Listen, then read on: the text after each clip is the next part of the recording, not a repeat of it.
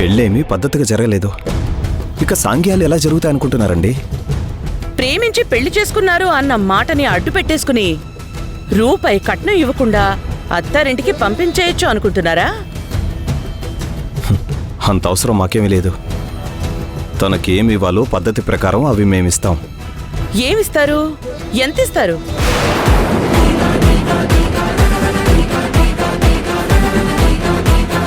ఆ రోజు నేనేమి ఇవ్వద్దు అని చెప్పాను. ఇప్పుడు నేనే అడుగుతున్నాను. నీ చెల్లెలు నా ఇంట్లో కాపురం చెయ్యాలి అంటే మా స్థాయికి తగ్గట్టుగా మీరేమివ్వగలుగుతారు? పెళ్ళైన తర్వాత మా చెల్లెలికి మేము ఏమి ఇవ్వాలనుకున్నామో అది ఖచ్చితంగా తనకే ఇస్తాం. హే రాఘవ, ఎలా కనిపిస్తున్నాను నేను? నీ చెల్లెల్ని నా కొడుకు చేసుకోవడం వల్ల నేను నష్టపోయింది ఎంతో తెలుసా? అక్షరాల 500 కోట్లు.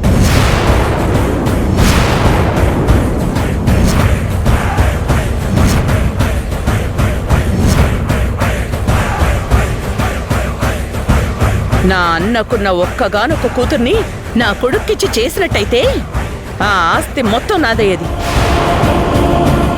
అలాంటిది నా కొడుకుని నీ ఇంటి అల్లుడిని చేసుకుని 20 సవర్ల బంగారం ఇస్తావా? 20 లక్షలు 30 లక్షల్లో డబ్బిస్తావా? అవన్నీ కుదరదు.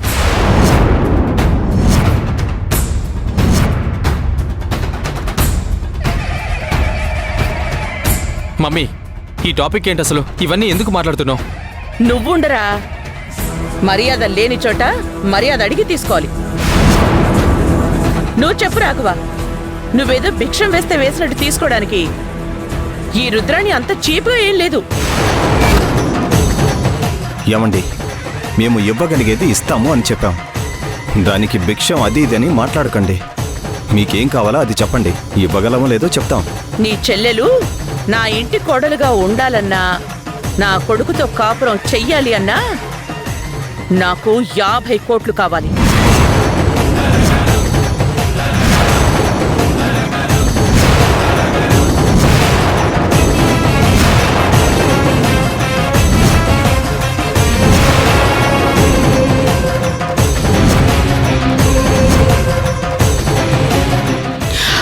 యాభై కోట్ల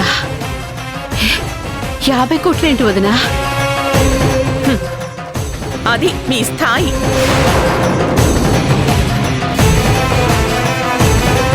యాభై కోట్లు అన్న మాటకే ఉలిక్కి పడిపోతున్నారు మీరంతా.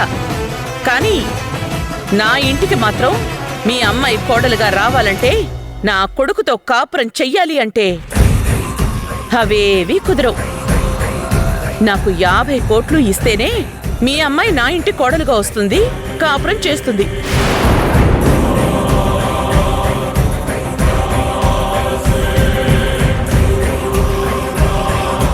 మమ్మీ, 50 కోట్లంటే తమాషాగా ఉందా? వాళ్ళని ఇబ్బంది పెట్టడానికి కాకపోతే ఎందుకు ఇవన్నీ? నువ్వు నోర్మోయ్. ప్రతి దానికి అడ్డుపడుతూ ఉంటావు. నీకు నచ్చింది నువ్వు చేసావు, నాకు నచ్చింది నేను తీసుకోవాలి కదా. ఇన్నాళ్ళు కోల్పోయిన నా గౌరవాన్ని తిరిగి నేను సంపాదించుకోవాలి అంటే ఎంత కట్నం తీసుకుని మీ కోడలు మీ ఇంటికొచ్చింది అని నలుగురు నన్ను అడుగుతూ ఉంటే నేను గర్వంగా చెప్పాలి అంటే నేను డబ్బు తీసుకునే తీరాలి. రాఘవ, 50 కోట్లు ఇస్తేనే అది పెళ్ళి అని నేను ఒప్పుకుంటాను. నీ చెల్లెల్ని కోడలుగా ఒప్పుకుంటాను. లేదు అంటే అది పెళ్ళే కాదు, నీ చెల్లి నా ఇంటి కోడలు కాదు.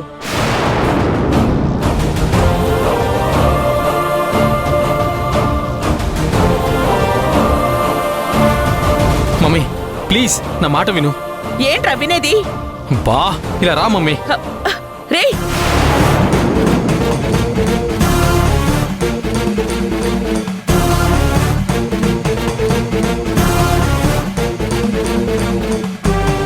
రా.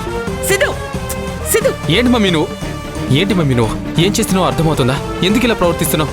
నా విషయంలో నువ్వు ఇలా బిహేవ్ చేస్తావని నేను ఎప్పుడు అనుకోలేదు. నేను చెప్పినట్టు నువ్వు వినుంటే ఇప్పుడు నువ్వు చెప్పినట్టు నేను వినేదాన్ని.